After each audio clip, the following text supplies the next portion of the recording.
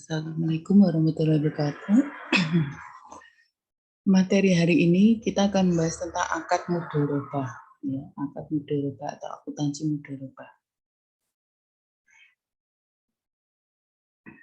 Yang pertama kita harus tahu pengertiannya dulu. Pengertian dari mudharabah adalah menurut bahasa itu adalah bahasa Arab adalah ad-darobi bil adi, yang artinya berpergian untuk urusan dagang, ya. Atau bisa dibilang transaksi jual beli seperti itu, ya. Sedangkan menurut terminologi itu merupakan akad kerjasama usaha antara pemilik dana dan pengelola dana untuk melakukan kegiatan usaha. Ya. Labanya itu dibagi atas dasar nisbah bagi hasil. Nisbah bagi hasil menurut kesepakatan kedua belah pihak. Sedangkan bila terjadi kerugian, bila nanti usahanya itu terjadi kerugian, maka kerugian tersebut akan ditanggung oleh si pemilik dana. Ya.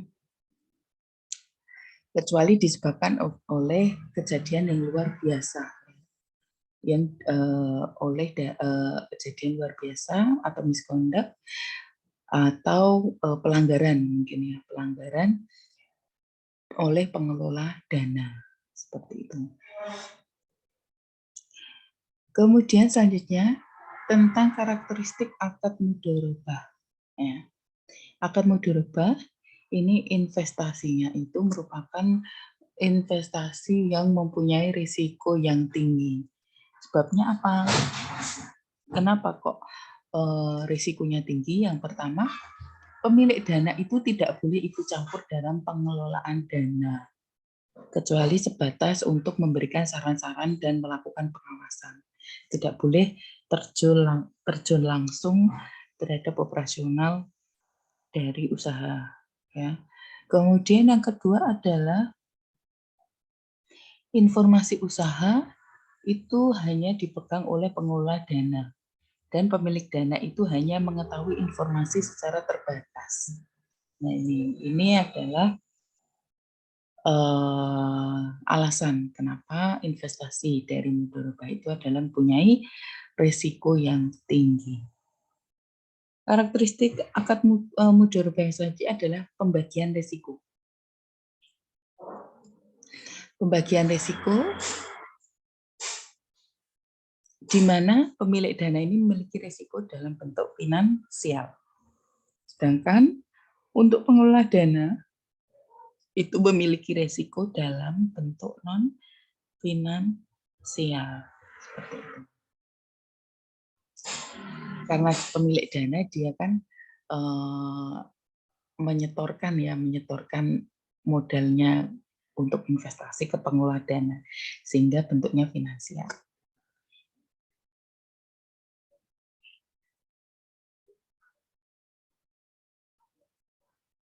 Sedangkan untuk pengelola dana itu bentuknya non finansial karena mengelola dari pemilik dana, sehingga harus berpikir bagaimana caranya untuk mengelola dana supaya bisa menghasilkan atau menghasilkan nisbah atau keuntungan untuk pemilik dana. Kemudian karakteristik selanjutnya adalah pembagian keuntungan. Ya, pembagian keuntungan itu menggunakan nisbah bagi hasil yang disepakati. Kemudian bisa juga menggunakan nilai realisasi keuntungan yang mengacu pada laporan hasil usaha periodik yang disusun pengelola dana. Ya. Jadi nisbah yang disepakati berapa? Misalkan 50-50 atau 30-70 gitu ya. Rasionya tinggal dikalikan dengan nilai realisasi keuntungan. Karakteristik selanjutnya adalah dasar pembagian hasil usaha. Ya. Dasar pembagian hasil usaha dari mudharabah itu dapat didasarkan pada prinsip bagi hasil, berdasarkan bagi hasil atau revenue sharing, yaitu dari laba kotor, diambil dari laba kotor, atau bagi laba atau profit sharing yang didasarkan pada laba neto. yang didasarkan pada laba itu. Kalau revenue sharing, dasarnya adalah laba kotor. Kalau profit sharing atau bagi laba, dasarnya adalah laba bersih atau laba neto. Karakteristik yang selanjutnya yaitu jaminan modal. Ya. Tidak boleh ada jaminan atas modal. Ya, tidak boleh ada jaminannya. Namun demikian, agar pengelola dana tidak melakukan penyimpangan, pemilik dana dapat meminta jaminan dari pengelola dana atau pihak ketiga. Dan jaminan ini hanya dapat dicairkan apabila pengelola dana terbukti melakukan kesalahan yang disengaja, lalai, atau melakukan pelanggaran terhadap hal-hal yang telah disepakati bersama dalam akad atau perjanjian. Misalkan ditentukan kalau misalkan melanggar perjanjian atau melakukan kesalahan pengelola dana kena berapa persen gitu ya, berapa persen dari modal yang ditanamkan seperti itu. Nah, itu adalah berupa jaminan. Karakteristik yang selanjutnya yaitu perjanjian. Ya, harus ada perjanjian. Perjanjian itu akad kontrak perjanjian itu sebaiknya dituangkan dalam secara tertulis dan dihadiri oleh para saksi. Nah, perjanjian itu harus mencakup tujuan dari mudharabah, kemudian nisbah atau pembagian keuntungan, periode pembagian keuntungan, disepakati kapan periodenya seperti itu, dan ketentuan pengembalian modal. Ya. Kemudian jika terjadi misalkan kelalaian bagi pengelola dana dan sebagainya harus tercantum dalam akad, konsekuensinya apa seperti itu. Selanjutnya persengketaan. Apabila terjadi persengketaan di antara dua belah pihak, maka diselesaikan secara musyawarah di antara pemilik dana maupun pengelola dana melalui badan perantara yang bernama Badan Arbitrase Syariah atau Badan Perantara Syariah seperti itu ya.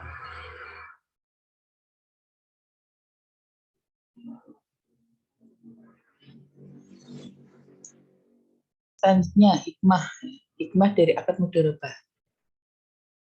Hikmah atau manfaat ya, manfaat dari akad mudharabah itu memberi manfaat dan keringanan kepada manusia.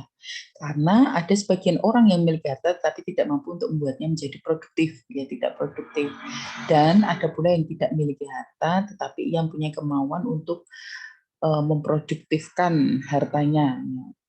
Ya. Dan dengan demikian itu ada kerjasama antara pemilik modal dengan pengelola modal dengan tujuan apa? Dengan tujuan untuk kemaslahatan dan kesejahteraan umat manusia. Ini merupakan manfaat dari akad mudharabah. Skema mudharabah. Ya.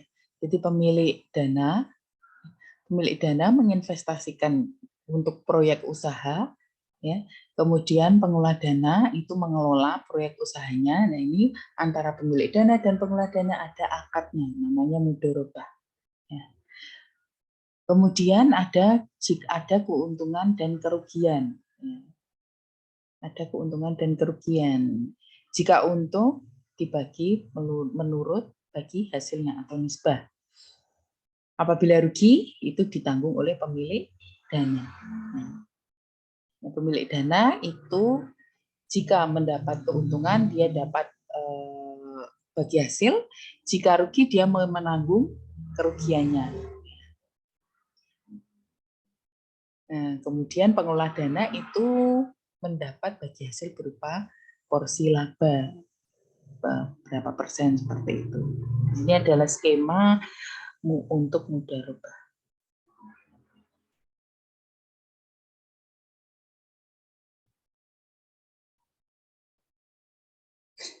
Jenis mudharabah ada mudharabah mutlaqah, ada mudharabah muqayyadah, ada mudharabah mustarakah.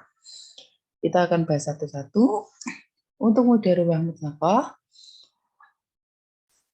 pengelola dana memiliki kewenangan untuk melakukan apa saja dalam pelaksanaan bisnis bagi keberhasilan tujuan mudharabah.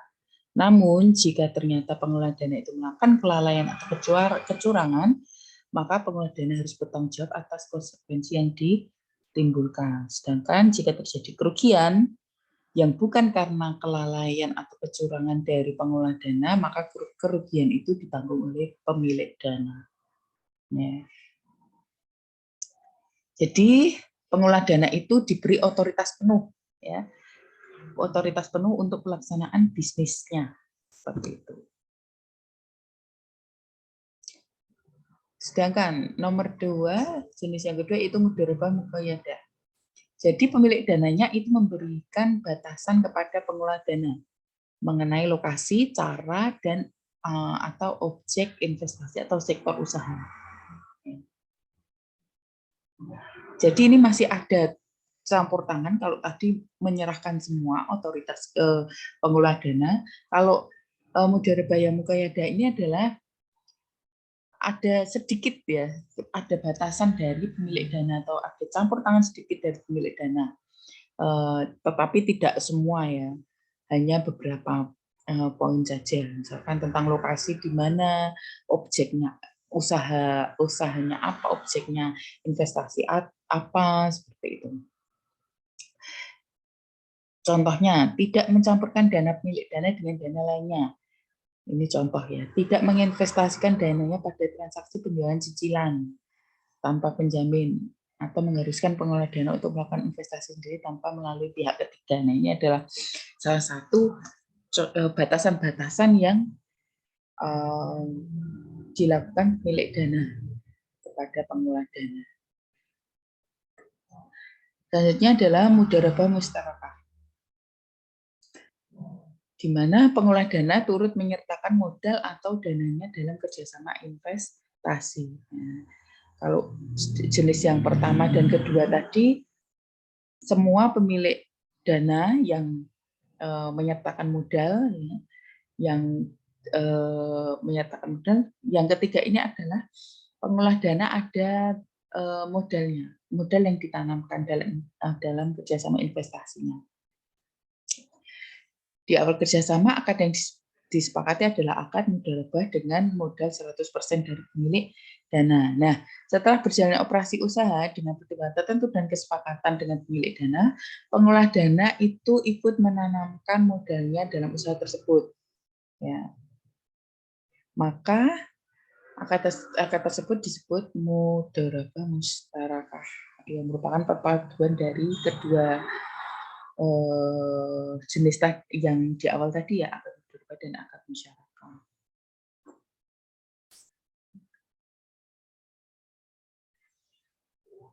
Ini dasar syariah dari Al-Quran. Apabila telah ditunaikan salat, maka bertebaran kamu di muka bumi dan carilah karunia Allah. Maka jika sebagian kaum percaya sebagian yang lain, hendaklah yang dipercaya itu menunaikan amanatnya dan hendaklah ia bertakwa kepada Allah Tuhannya. Nah, ini sunnah-sunnah dasar syariah dari Al-Hadis. Kemudian selanjutnya adalah rukun dan ketentuan syariah dari akad mudharabah. Ya. Yang pertama harus ada pelaku. Pelaku dalam hal ini adalah harus ada pemilik dana dan pengelola dana. Kemudian yang kedua adalah harus ada objeknya. Harus ada objek mudharabah, yaitu modal dan kerja. Ya. Modal kerja. Kemudian yang ketiga harus ada ijab kabulnya atau persetujuan atau perjanjian dari kedua belah pihak. Dan yang keempat adalah nisbah keuntungan. Harus jelas ketentuannya. Pembagian keuntungannya seperti apa. Seperti itu. Yang pertama, pelaku. Dalam akad mudharabah harus ada minimal 2 pelaku. Pihak pertama sebagai pemilik dana, pihak kedua adalah pengelola dana. Dan keduanya itu harus paham hukum. Nah, harus paham hukum, kemudian sudah balik dan memiliki kemampuan untuk diwakilkan dan mewakilkan. Yang kedua adalah pelaku akad mudharabah tidak hanya antara muslim dengan muslim. Bisa non-muslim juga bisa, seperti itu. Ya. Kemudian yang kedua adalah objek mudharabah. Yang pertama harus ada modal. Modal itu harus serahkan dalam bentuk kas atau aset non-kas dan harus jelas jumlah dan jenisnya. Yang kedua, harus secara tunai dan tidak utang. Yang ketiga, modal harus diketahui secara jelas jumlahnya, sehingga nanti dapat dibedakan keuntungannya. Kemudian yang keempat, pengolah dana tidak diperkenankan untuk memudharobahkan kembali modal mudharobah. Ya. Jadi sudah dapat dari pemilik dana, tetapi dia memudharobahkan lagi atau melakukan akad mudharobah lagi dengan modal mudharobah dari pemilik dana ke yang lain seperti itu tidak diperkenankan. Kemudian pengolah dana tidak diperbolehkan untuk meminjamkan modal kepada orang lain. Tidak boleh. Kemudian pengolah dana memiliki kebebasan untuk mengatur modal menurut kebijaksanaan dan pemikirannya sendiri. Ya, selanjutnya untuk yang kerja.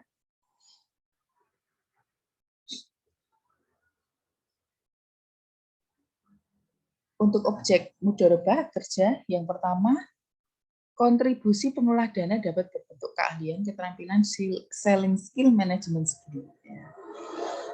Kemudian kedua, kerja itu merupakan hak dari pengelola dana dan tidak boleh diintervensi oleh pemilik dana. Pemilik dana tidak boleh intervensi. Kemudian dalam bekerja tidak melanggar ketentuan syariah. Kemudian yang keempat, pengelola dana harus mematuhi semua ketetapan yang ada dalam akad atau perjanjian. Kemudian yang kelima, dalam hal pemilik dana tidak melakukan kewajiban atau melakukan pelanggaran dari kesepakatan, pengelola dana sudah menerima modal dan sudah bekerja, maka pengelola dana berhak mendapatkan imbalan, ganti rugi atau upah. Ini jika terjadi jika pemilik dana tidak melakukan kewajibannya atau melanggar kesepakatan kedua belah pihak. Selanjutnya yang ketiga itu rukun ijab kabul. Ini ijab kabul itu merupakan ekspresi kesepakatan ya, kesepakatan antara kedua belah pihak, antara pemilik dana dan pengelola dana yang dilakukan sama-sama rela. Jadi sama-sama setuju, sama-sama ridho, gitu ya. Pemilik dana setuju atas perannya dalam mengkontribusi dana, sementara pengelola dana setuju atas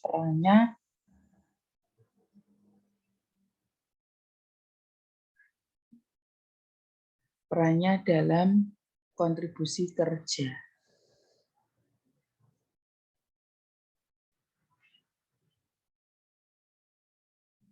Yang kedua itu akad dapat dituangkan secara lisan ya, dan tertulis melalui korespondensi atau menggunakan cara-cara komunikasi modern.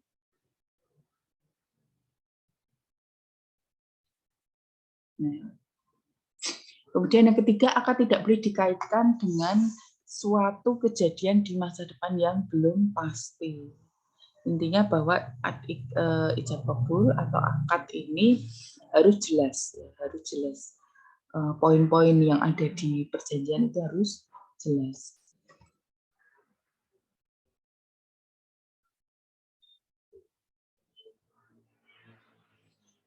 Yang keempat adalah rukun yang keempat, nisbah keuntungan. Nisbah itu adalah besaran yang digunakan untuk pembagian keuntungan atau berapa persennya bagi hasil seperti itu namanya nisbah. Nah, nisbah ini harus diketahui oleh kedua belah pihak, jadi harus jelas pembagiannya, ya. Berapa persen seperti itu namanya nisbah.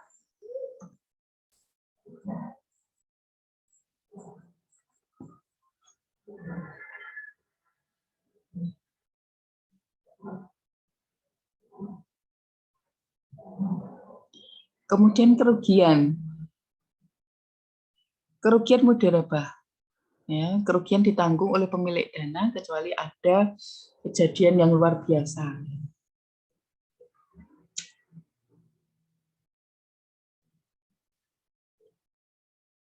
Apabila terjadi kerugian, maka cara menyelesaikannya yang pertama diambil terlebih dahulu dari keuntungan. Ya.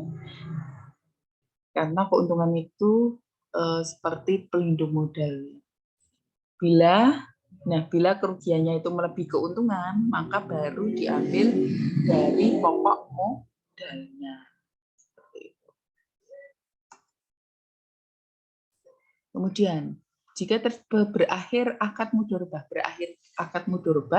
itu yang pertama terjadi dalam hal mudharabah tersebut dibatasi waktunya. Maka mudharabah berakhir pada waktu yang telah ditentukan, ada jatuh temponya seperti itu. Yang kedua, jika salah satu pihak memutuskan untuk mengundurkan diri, itu maka berakhir akadnya. Kemudian yang ketiga, salah satu pihak meninggal dunia atau kehilangan akal. Yang keempat, pengelola dana tidak menjalankan amanahnya sebagai pengelola usaha, ya, untuk mencapai tujuan yang sebagaimana tujuan dari akad mudharabah. Kemudian yang kelima adalah modalnya sudah tidak ada. Nah, ini adalah beberapa hal yang mengakibatkan berakhirnya akad mudharabah. Nah, selanjutnya prinsip pembagian hasil usaha. Pembagian hasil usaha mudharabah itu dapat dilakukan dengan prinsip bagi hasil atau revenue sharing atau bagi laba atau profit sharing. Prinsip bagi hasil untuk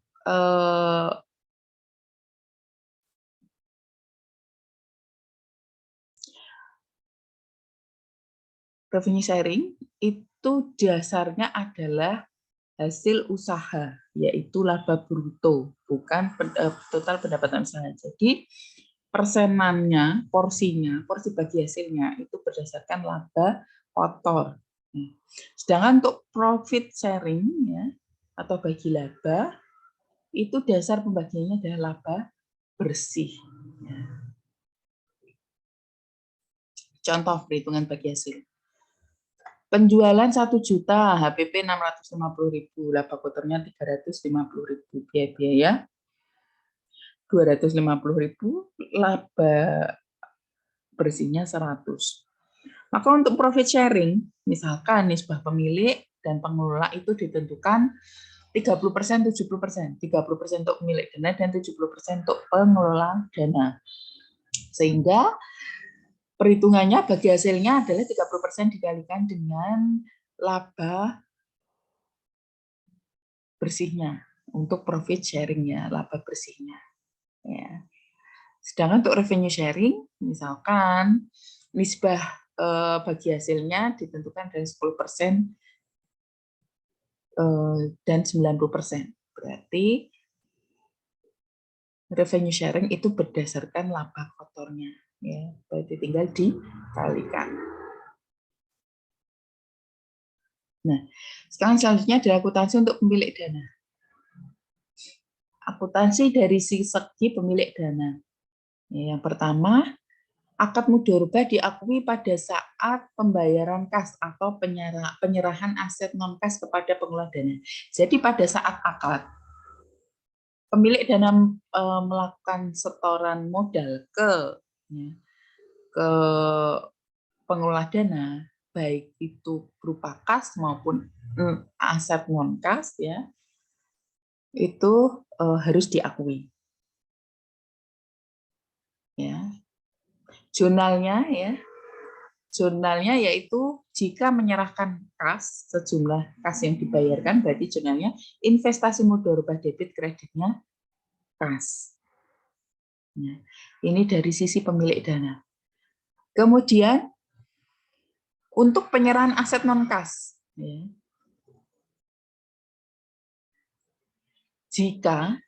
jika nilai wajarnya itu lebih tinggi dari nilai yang tercatat, maka selisihnya diakui sebagai keuntungan tangguhan dan diamortisasi sesuai jangka waktu akad mudharabah. Jurnalnya investasi mudharabah debit, kreditnya keuntungan tangguhan dan aset non kas. Ini jika nilai wajarnya itu lebih tinggi dari nilai yang tercatat. Nilai wajar atau nilai pasar, ya, nilai pasar lebih tinggi dari nilai tercatatnya. Nah, kan muncul keuntungan, ya, keuntungan tangguhan. Jurnalnya kemudian, nah jika nilai wajarnya itu lebih rendah daripada nilai tercatatnya, maka selisihnya itu dicatat sebagai kerugian. Jurnalnya investasi mudorobah debit, kerugian penurunan nilai debit, kreditnya aset non kas mudorobah.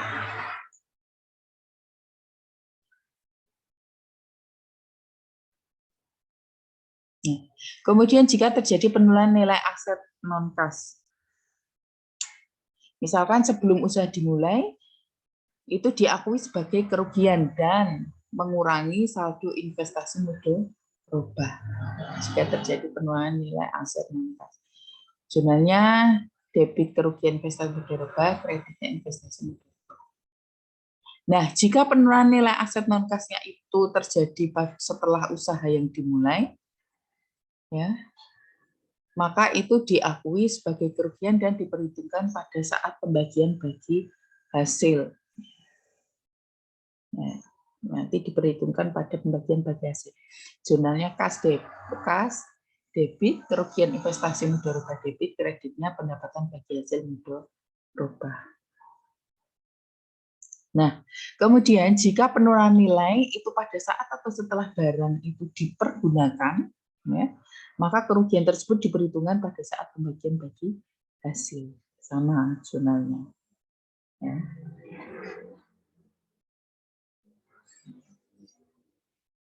Kemudian, pencatatan kerugian terjadi dalam suatu periode sebelum akad mudorobah berakhir. Ya. Jadi sebelum akad mudorobah berakhir, itu ada kerugian yang terjadi, itu diakui kerugian dan dibentuk penyisian kerugian investasi. Jurnalnya kerugian mudorobah debit, kreditnya penyisian kerugian investasi mudorobah. Kemudian jika terjadi bagian hasil usaha yang belum dibayar oleh pengelola dana, itu diakui sebagai piutang bagi pemilik dana. Sehingga jurnalnya untuk pemilik dana debit piutang usaha, piutang pendapatan bagi hasil debit, kreditnya pendapatan bagi hasil mudorobah. Nah, saat pengelola dana membayarkan bagi hasilnya, berarti pemilik dana mencatat kas debit, kreditnya piutang pendapatan bagi hasil. Nah, kemudian pada saat akad mudorobah berakhir,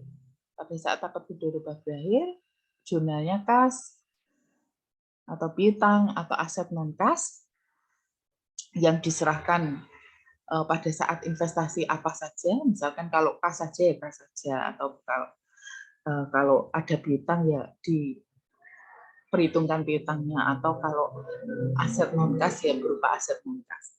Debit, kemudian debit penyisian kerugian investasi, kreditnya investasi mudorobah dan keuntungan.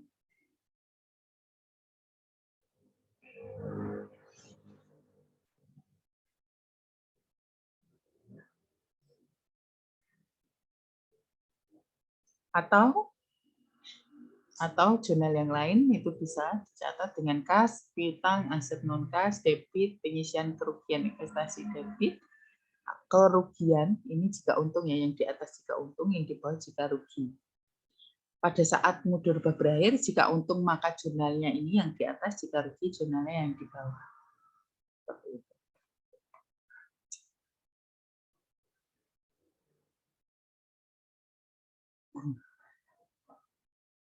Untuk penyajiannya, ya, pemilik dana itu menyajikan investasi mudorobah dalam laporan keuangan sebesar nilai yang tercatat. Kemudian untuk pengungkapannya, pemilik dana mengungkapkan hal terkait dengan transaksi mudorobah, tetapi tidak terbatas pada ada beberapa. Yang pertama, isi kesepakatan utama usaha mudorobah seperti porsi dana, pembagian hasil usaha, aktivitas usaha mudorobah, dan lain-lain. Kemudian rincian jumlah investasi mudorobah berdasarkan jenisnya. Kemudian penyisian kerugian investasi mudorobah selama periode berjalan, dan pengungkapan yang lain yang tercantum dalam PSAK nomor 101 tentang penyajian laporan keuangan syariah. Nah, kemudian yang selanjutnya, adalah akuntansi untuk pengelola dana. Akuntansi untuk pengelola dana yang pertama itu pengakuan dana syirkah temporer. Nah, ini dana syirkah temporer itu dana dari pemilik dana. Nah, itu namanya istilahnya kalau di akad mudharabah itu adalah dana syirkah temporer. Itu diakui pada saat kas atau non kas diterima. Nah, pengukuran dana syirkah temporer ini diukur sebesar jumlah kas atau nilai wajar aset jika yang disetorkan adalah aset non kas, ya. Maka jurnalnya debit kas atau aset non kas, kreditnya dana syirkah temporer. Kemudian jurnal selanjutnya yang harus diakui adalah ketika menerima pendapatan bagi hasil. Ketika menerima pendapatan bagi hasil atau apabila dana syirkah temporer disalurkan kembali. Berarti jurnalnya kas atau piutang, debit kreditnya pendapatan yang belum dibagikan. Jurnal ketika dibagi hasilkan kepada pemilik dana. Ya. Berarti jurnalnya debit beban bagi hasil mudharabah, kreditnya utang bagi hasil mudharabah. Kemudian jurnal pada saat mengelola dana jurnal pada saat pengelola dana itu membayar bagi hasil kepada pemilik dana, yaitu jurnalnya debit utang bagi hasil mudharabah, kreditnya kas.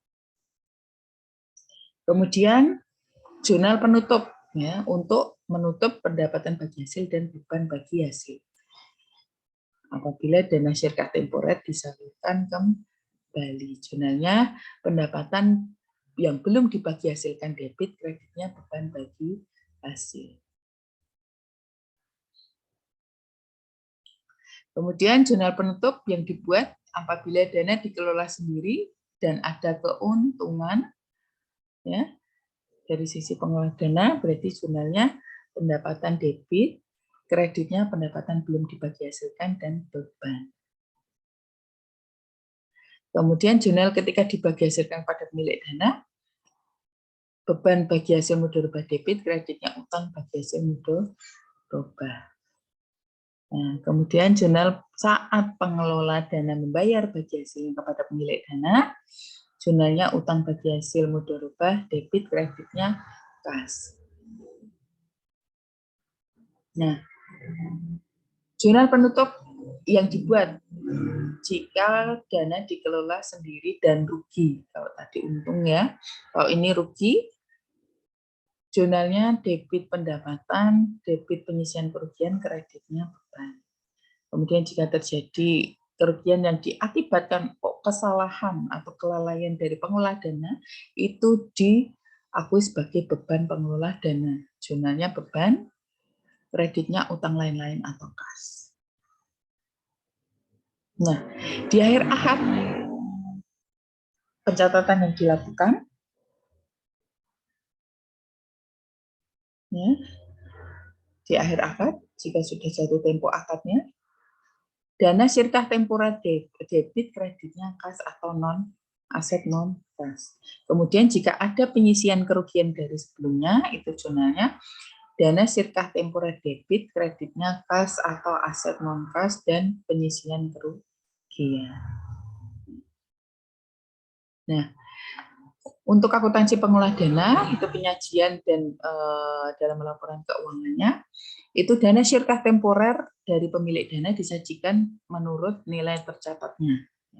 Kemudian bagi hasil dana syirkah temporer sudah diperuntukkan tapi belum diserahkan kepada pemilik dana disajikan sebagai pos bagi hasil yang belum dibagikan di kewajiban. Kemudian untuk pengungkapannya terdiri dari isi kesepakatan utama dari usaha mudharabah, kemudian rincian dana syirkah temporer yang diterima berdasarkan jenisnya, kemudian penyaluran dana berdasarkan mudharabah mubayadah. Seperti itu. Nah, sampai di sini materi hari ini, silakan dipelajari. Jika sudah selesai dipelajari, silahkan absen dengan nama NIM di kolom komentar. Assalamualaikum warahmatullahi wabarakatuh.